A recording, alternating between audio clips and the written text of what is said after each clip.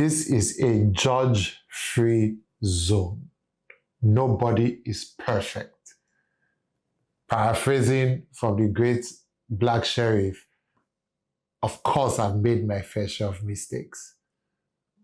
Anybody whenever I make mistake, hands in the air.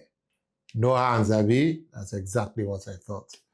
We've all made mistakes. And with watch collecting, there's got to be mistakes. Now, I've gone through it. I'm going to share some of my mistakes with you so you don't have to go through it. You can thank me after the episode. So Watch Talk with Francis and Francis. Now, let's get into very common mistakes while going through your watch collecting journey. Let's get into it.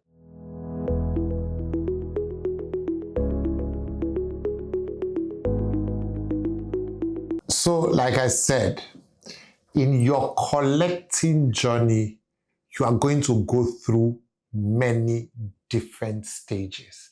With each stage come many rookie mistakes. We've all been there. So if along the line when we've mentioned the one that you are guilty of, don't feel bad. We've been there. I've been through probably all I'm about to talk about. Now, the most common one, which I think is also a newbie thing, is chasing value. I've screamed this thing from the top of every hill. Do not come into watches because you are trying to spark money somewhere or you are looking for value. That's not the aim. The aim is to buy what you like and what you would wear and enjoy. I don't think there's any point in spending a ton of money and putting it in a case that you are not going to wear just so you can look at it. Buy art instead. Go to the S&P 500. Buy some stocks. Invest in real estate if it's value you are looking for. Don't come to watches. Now, another one is chasing hype. Now, I think about 3 points on this whole list come kind of circle around chasing hype, but let me give an example. At every point in time, you are going to be, especially in the age of social media, you're going to be deeply influenced into some brands or some watches. Do not always go with that influencing. De-influence yourself and ask yourself, do I really like this brand?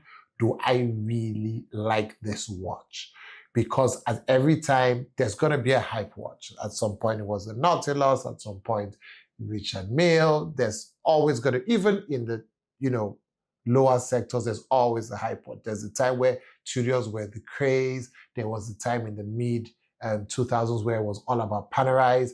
And if you go into your, if you go into that rabbit hole chasing that hype, what happens to you and that watch when the hype dies down? So you should think about that. Now, next, play on words, but is focusing on your next watch. Let me explain this. You've wanted a watch all this while. We're all guilty of this. You've wanted a watch all this while, then you've bought it. It's finally in your watch case. You don't ever take a breather and say, you know what, let me chill and let me come back. No, you're focused on the next purchase. You're already zoomed in, locked in on what's the next one to buy. Now, a lot of times, I think that next purchase one is a bit too hasty.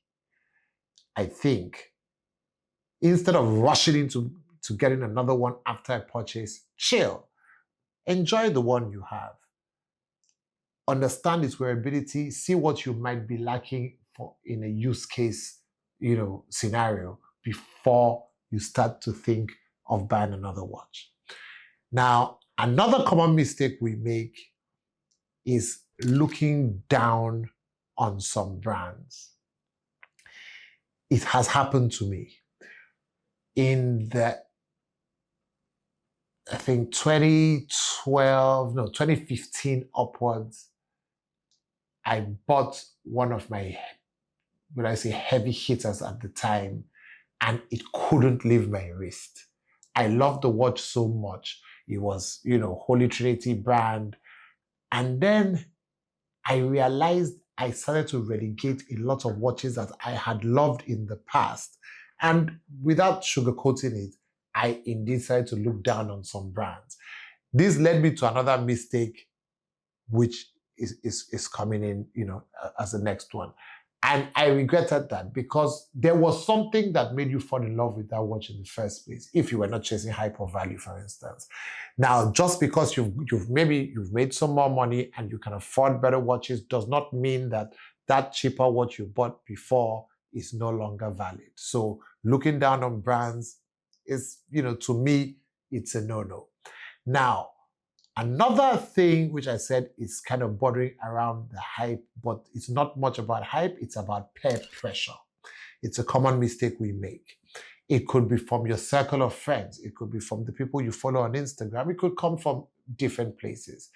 But if all your friends all have gold Rolexes, but you actually like steel watches, slowly you start to get that peer pressure move to get into the gold Rolex phase. Not like it's a bad thing, but is it what you actually wanted, or did you give into it because, your bodies are wearing that at the time? Now, another mistake, which is I have a whole story time on this, is being quick to sell off some of your watches. Now, slow down. I know that I preach streamlining sometimes in your collecting journey, but before you streamline, please don't hurriedly sell a watch. Maybe because you don't find it cool anymore, or if you don't wear it, if it's not bringing you joy, I get it. But let me tell you the story of my IWC. I'll make it as brief as possible. I waited 3 years because it was a limited edition watch back in 2010. I waited 3 years for this watch to come. When it was released, I didn't have the money to buy it. I almost did a whole funeral service for the fact that the watch I waited for its release came and I couldn't afford it, and I let it go. Fast forward to 2 years later, I got a lucky break and 2 of them were available. I called my brother up, he got both of them. I took one, he had one. I loved the watch.